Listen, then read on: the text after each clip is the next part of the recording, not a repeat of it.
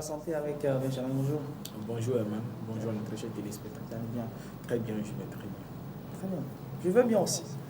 Puisqu'on a marqué une petite pause Avec le concours. Avec le concours, on n'est plus revenu parler de santé. Le plateau ça a un peu manqué. Et puis je suis au retour en pleine forme. Je l'avais promis aux téléspectateurs, on parlait de paludisme, mais il faut quand même une voix de spécialiste dans l'affaire pour qu'ils puissent mieux comprendre.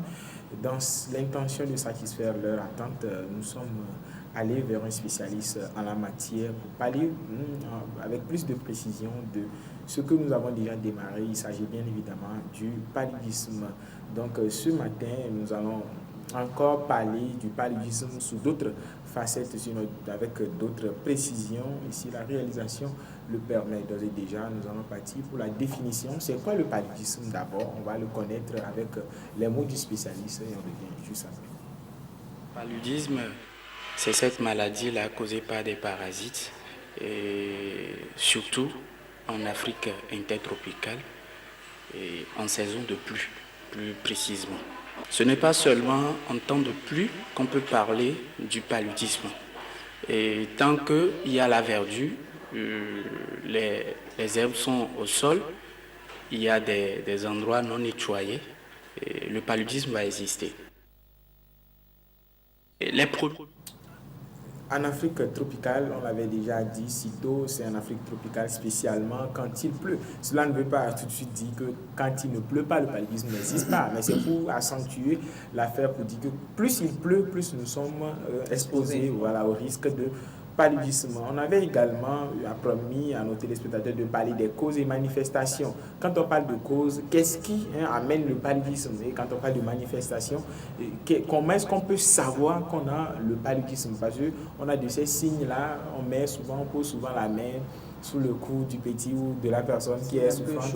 Quand c'est un peu chaud, peu importe, on devient tout de suite un thermoflash et on décide tout de suite aussi de la température ambiante du corps de la personne et vous allez voir en même temps que la personne dit que mon enfant est souffrant de paludisme. Le médecin, il est avec nous. On va encore aller pour parler des causes et manifestations du paludisme. Les premiers signes du paludisme, c'est la fièvre d'abord. Le patient se plaint de fièvre, parfois de vomissements, parfois de coups battus. Et c'est les premiers motifs de consultation pour le paludisme. La pluie est l'élément qui accentue la prolifération de l'agent pathogène du paludisme. Au fait, ce gène vient de l'anophèle femelle, cette moustique-là qui pond ses œufs en saison pluvieuse, là où il y a des flaques d'eau, puisque c'est dans l'eau même que ces eaux grandissent et donnent de nouvelles moustiques. Le paludisme est bien causé par l'anophèle femelle. Dès que l'anophèle femelle pique quelqu'un et sort piquer une autre personne, il transporte alors ce parasite d'individu à un autre. L'anophèle femelle se sert du sang du premier élément pour faire la culture du gène, le plasmodium même, pour faire la culture du plasmodium. Et à cet effet, quand il prend ce premier sang, il fait la culture du plasmodium, il peut ensuite le redistribuer à d'autres personnes, surtout par la piqûre toujours. Une fois que l'agent pathogène du paludisme, c'est-à-dire le plasmodium, entre dans le sang, il va se développer au niveau du foie. Il se multiplie au niveau du foie et gagne toute la circulation sanguine par la suite. Donc le premier site où ce gène se développe, c'est dans le foie.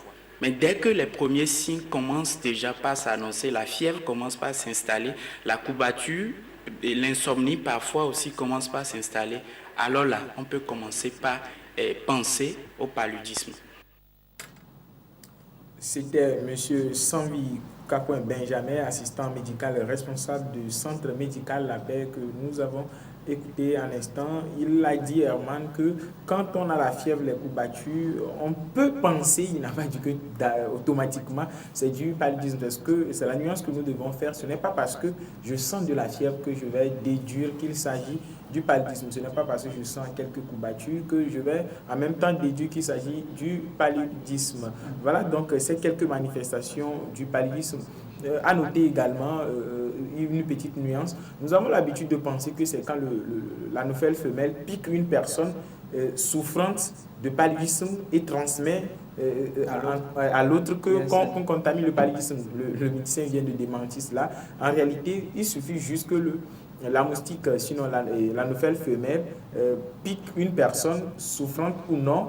C'est avec son sang que lui, sinon elle, la nouvelle femelle, va maintenant fabriquer le plasmodium qui sera inoculé à nouveau à une nouvelle personne. Ce qui veut dire que ce soit une personne souffrante dans notre entourage ou pas, nous pouvons tout de suite être la cause du paludisme sans le savoir. Il suffit juste que nous exposons à cette moustique-là pour causer la chaîne de contamination de paludisme. Voilà un peu ce qu'on peut comprendre. Bon, en tout cas, on avait compris à travers des définitions, sauf que là, il y a des précisions par rapport donc à notre spécialiste, on dit à nos femelles. Et nous, pour expliquer. Mieux expliquer, oui, parce qu'on l'avait dit dans les épisodes précédents que quand on parle de la nouvelle femelle, il y a deux types de moustiques. Il y a l'homme, sinon, nous soit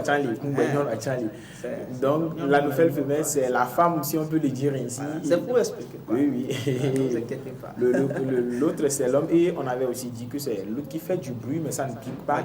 C'est la nouvelle femelle qui pique. On va finir, sinon enchaîner avec la prévention, parce que quand nous connaissons déjà, sinon nous savons que nous souffrons de paludisme, on a déjà les signes, les symptômes et tout. Il va falloir maintenant qu'on pense également à comment faire pour éviter le paludisme, puisque nous sommes en saison de pluie. Je ne sais pas si tu l'as remarqué, mais il y a beaucoup de pluie, contrairement aux années précédentes. Il ne pleuvait pas comme ça en septembre. Il va falloir qu'on se protège. Suivons encore Dr Sangui Benjamin. Nous ne pouvons pas et nous n'avons même pas les moyens de l'éviter. Et ce n'est pas un mal seulement pour le Togo, c'est un mal régional. On ne peut pas dire qu'on peut éviter le paludisme aujourd'hui, c'est trouver un moyen de tuer presque tout ce qu'il y a comme moustique d'abord. Et nous sommes en Afrique, il y a, quel que soit ce qu'on dise, il y a l'environnement qui n'est pas assaini. Et on aura toujours les brousses à côté. Donc, on ne peut pas dire aujourd'hui qu'on peut éviter par une baguette magique le paludisme, non. Et individuellement, dans chaque famille, si tout le monde se met dans la lutte, on peut le faire. En faisant quoi, par exemple?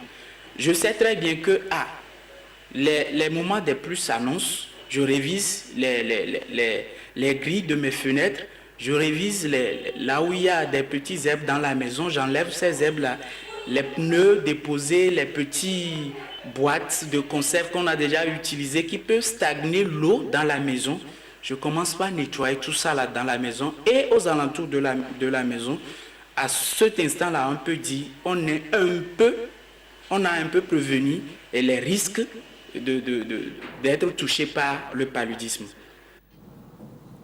On peut pas éviter le paludisme, mais on peut quand même prévenir le paludisme, a-t-il dit. Ce qui veut dire qu'on ne peut pas dire qu'un jour à l'autre, on ne va plus avoir des cas de paludisme. Toutefois, on peut se prévenir, ce qui veut dire qu'on peut, de façon collective ou individuelle surtout, éviter le paludisme en faisant ces quelques gestes que je vais nommer gestes pratiques. Arranger par exemple les fenêtres avec les grillages pas totalement hermétiques, mais qui peuvent laisser passer l'air, mais pas les moustiques. Et éviter aussi de garder ces quelques choses que nous avons dans nos maisons, a-t-il dit, peut nous aider à prévenir le paludisme. Et les côtés ordures, oui. On n'a pas de grillage et autres, mais bon, il y a aussi, parce que dans certaines maisons, on a des ordures quelque part, lorsque c'est bien entassé, là qu'on sort ça pour mettre dehors, parce que c'est également, on parle aussi des puisards. Effectivement. Dans nos maisons, aujourd'hui, les puisards, c'est quelque part là-bas où, si vous ne faites même pas attention avec le puits aussi qui est là-bas, lorsqu'il pleut, Bon, les deux, quoi. Il y a transfert dans nos des puits vers les puits à Eman. C'est ce que nous remarquons de nos jours dans nos maisons. Quand je dis nos maisons, ça veut dire dans pratiquement toutes les maisons. C'est un peu plus déplorable de voir que à côté du puits, on a quelques eaux là-bas. Par contre, on utilise quand même le puits là pour faire la cuisine et tout. À côté, en même temps, comme tu l'as dit, il y a ces puits là qu'on doit en réalité couvrir. Sinon, on doit en réalité protéger. Ce que nous ne faisons pas. Et nous sommes tout de suite la cause du paludisme sans le savoir. Et le mal, c'est que quand nous avons le paludisme, nous transmettons ça et nous devenons tout de suite un foyer de contamination de ce mal-là. Les gestes, c'est à notre niveau. En tout cas, s'il faut comprendre, il faudrait que chacun soit responsable des bonnes pratiques pour ne serait-ce que se prévenir des risques de contamination. Sinon, on ne peut quand même pas éviter. C'est ce que le Dr Sandy a dit. On vit avec, donc on fait avec, mais on peut quand même se prévenir quand même de effectivement. On a parlé de définition, on a également parlé des causes et manifestations, on a parlé de prévention. Quels sont ces quelques détails? On va retrouver encore le médecin Sanvi Benjamin dans notre prochaine rencontre et on va aller avec plus de précision. On promet beaucoup de surprises à nos très chers téléspectateurs. Lorsque vous êtes en bonne santé, automatiquement, vous êtes apte à faire du sport parce que d'habitude, on demande un certificat médical pour voir si vous êtes